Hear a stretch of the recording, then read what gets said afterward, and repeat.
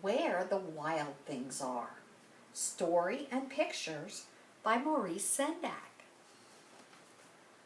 The night Max wore his wolf suit and made mischief of one kind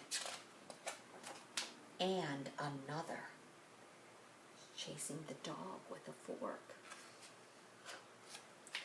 His mother called him Wild Thing, and Max said, "I'll eat you up." So he was sent to bed without eating anything. That very night in Max's room, a forest grew and grew and grew until his ceiling hung with vines and the walls became the world all around. And an ocean tumbled by with a private boat for Max, and he sailed off through night and day. And in and out of weeks, and almost over a year, to where the wild things are. And when he came to the place where the wild things are, they roared their terrible roars, and gnashed their terrible teeth, and rolled their terrible eyes, and showed their terrible claws.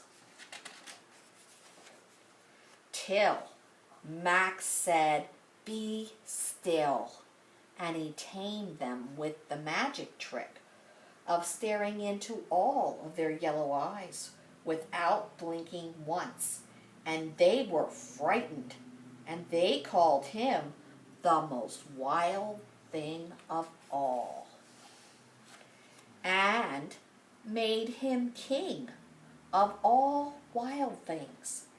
"And now," cried Max, "let the wild rumpus start." They danced under the moon. They swung from the trees.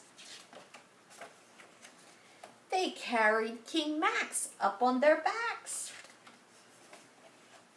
"Now stop," Max said, and he sent the wild things off to bed without their supper. And Max, the king of all wild things, was lonely, and he wanted to be where someone loved him best of all. Then all around from far away across the world, he smelled good things to eat.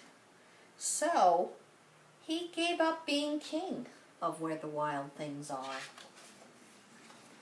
But the wild things cried, "Oh, please don't go. We'll eat you up. We love you so." And Max said no.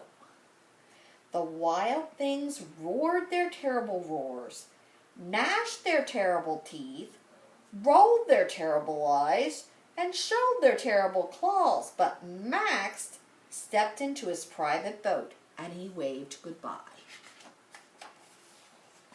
and sailed back over a year, and in and out of weeks, and through a day, and into the night of his very own room, where he found his supper waiting for him. And it was still hot. The end.